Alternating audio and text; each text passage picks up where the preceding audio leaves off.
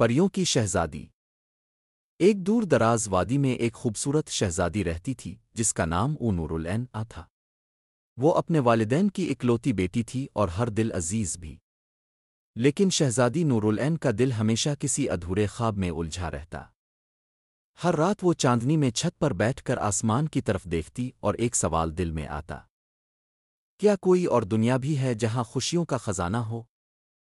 ایک رات جب چاند پورے جوبن پر تھا اور سب لوگ گہری نیند میں سو رہے تھے، نور العین نے اپنے کمرے کی کھڑکی کے باہر ایک چمکتی روشنی دیکھی۔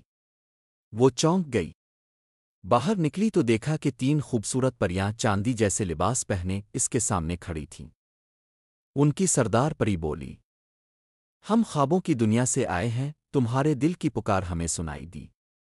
نور العین حیران تھی مگر خوفزدہ نہیں۔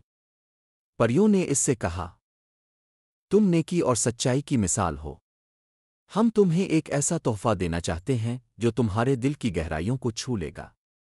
وہ اسے ایک طلسمی آئینہ دیتی ہیں جس میں صرف سچے دل والے لوگ ہی اپنی اصل خواہش دیکھ سکتے تھے۔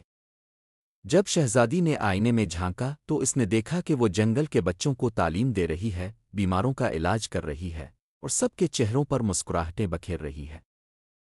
اسی لمحے اسے احساس ہوا کہ اصل خوشی دوسروں کی مدد میں ہے۔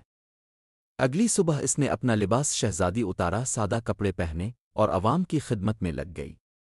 لوگ اسے نور کی شہزادی کہنے لگے۔ پریاں ہر سال چپکے سے آتیں، اسے دعائیں دیتیں اور پھر خاموشی سے لوٹ جاتیں۔